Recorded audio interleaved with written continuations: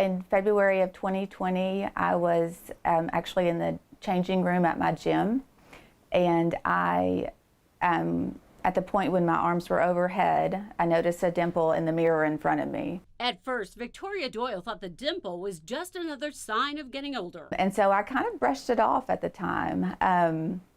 But later that day, I texted friends and family, and I asked other females if they had seen anything like that. And sort of immediately, all of them said no, they had not. Victoria knew she already had a mammogram scheduled for the following month. Right after the mammogram, they said, we see something a little concerning. We're going to send you across the hall for an ultrasound. Even then, Victoria's mind was on getting out of the clinic to take her 9-year-old daughter Molly to the orthodontist, not on learning she had breast cancer. That's what I think back on when I think about other women. I think about how it wasn't a convenient time, and it never is. According to the CDC, breast cancer is the most common cancer in women, with 1 in 8 likely to be diagnosed in their lifetime.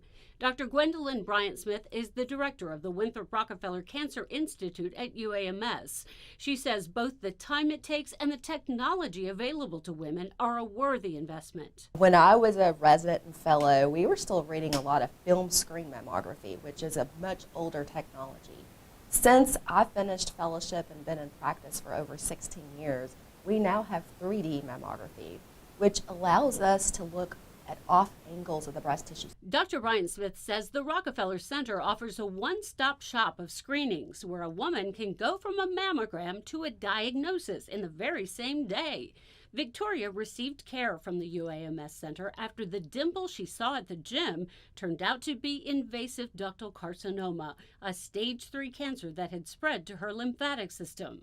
Here are pictures showing her journey through chemo and radiation during the height of the pandemic. That meant no visitors allowed, but Molly saw to it that her mom wasn't really alone. Hey, Mommy, I'm so proud of you. Victoria also credits the staff for helping her through it. There was one employee early on in my treatment who gave me a rock, and on it said hope. And she said, here, keep this with you throughout your treatment, and when you're finished, you can give it back to us. And I remember looking down at the rock, and it was definitely smudged, like the word hope was a little bit smudged. And it just made me realize in that moment, A, how special it was for her to think of me, and then B, someone carried that before I did, and that person returned it, and so they were still alive. This is Victoria on her final day of chemo, ringing a traditional end-of-treatment bell, closing the chapter on this book of her cancer journey.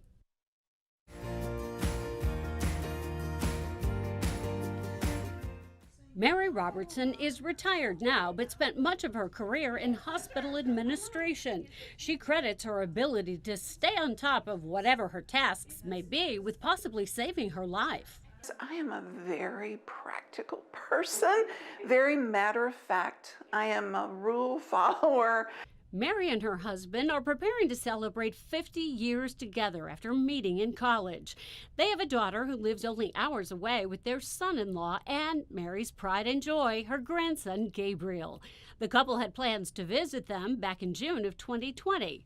That's about the time when Mary received her yearly reminder for her mammogram in the mail. I'm just going to put this in the drawer, I'll see it later. So I did see it later, like toward the end of July, and I thought, oh, maybe I should call. No, we're going to St. Louis. Maybe I just won't call. All right, I'll call, but if I can't get in on Tuesday, the whatever date, then I'll just hang up. They said, we just had an opening. At 70 years old and no risk factor, she didn't expect much. And so I got the call on Monday in St. Louis, and he said, this is not a call I like to make. Well, that got me. That got my attention. I was told they found something. They will not know what it is unless they go in.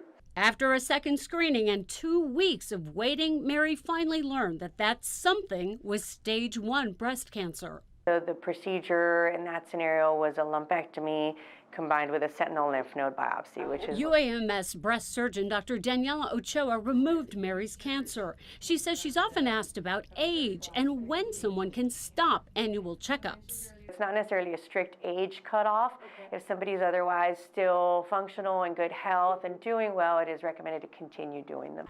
Mary is doing well and going on 2 years of being cancer-free. Her advice to other women is about that letter in the mail. Open that drawer up, read that letter again, and many times we, and I'll speak for all women, don't take care of ourselves. We put other people first, and that's okay, but you've got to take care of yourself.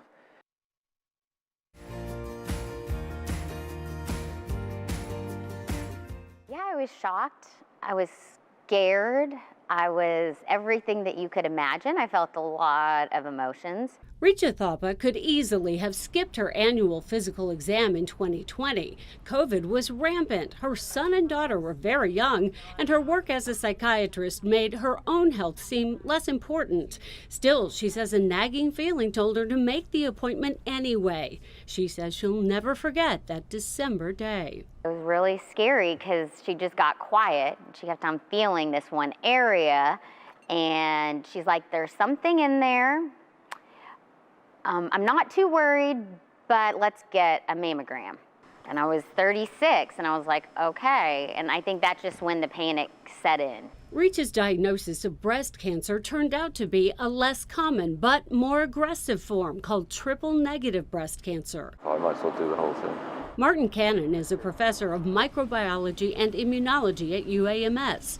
He knows well the markers of triple-negative breast cancer and conducts research on both breast and ovarian cancers. He explains how triple-negative got its name. Triple negative means that the tumor cells are negative for 3 key receptors: for estrogen, progesterone, and HER2.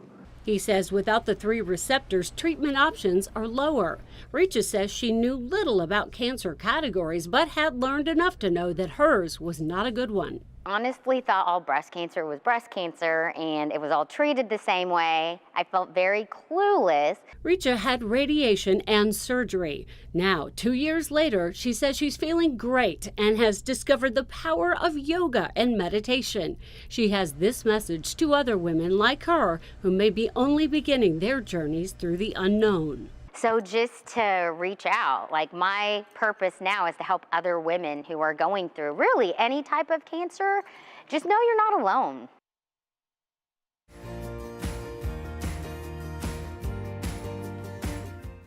At first glance, it might look like an RV idling in this random parking lot in Cabot. But look closer and you'll see that this is no ordinary recreational vehicle. It's a specially equipped mobile mammography center. So our purpose is to be able to travel throughout the state to provide access to screening mammography for patients who might have problems getting access. Heather Kindy is the supervisor of the UAMS MammoVan, a traveling piece of technology that brings breast cancer screenings to parts of Arkansas that lack a traditional clinic. The van is hard to miss, and that's exactly how Cabot hairstylist Lisa McClure first discovered it. So I just worked right down the road here, and I saw it parked out here and decided to call the number on the side of the van and set up an appointment. McClure says she's able to stay current on her breast screenings because of the MammoVan. It returns each year and takes only minutes of her time. I always encourage my clients and my family members and my friends, especially that are my age, to, if they haven't ever had it done, to come down here and have it done because it's not that hard. Inside the MammoVan, patients are seen one at a time by certified technologists. Results are mailed and received typically a week later. Kindy, who is also the specially licensed driver of this movable mammography mobile, says by visiting smaller communities in Arkansas, breast screenings are going up, while the number of women going without their screenings is going down. We make it really hard to not have an excuse. We come to you, we make it very close, we make it very convenient. We try to get you in and out in around 15 minutes. Lisa McClure appreciates the accommodations and the relief in knowing she's watching out for her own health every time the MammoVan rolls through town.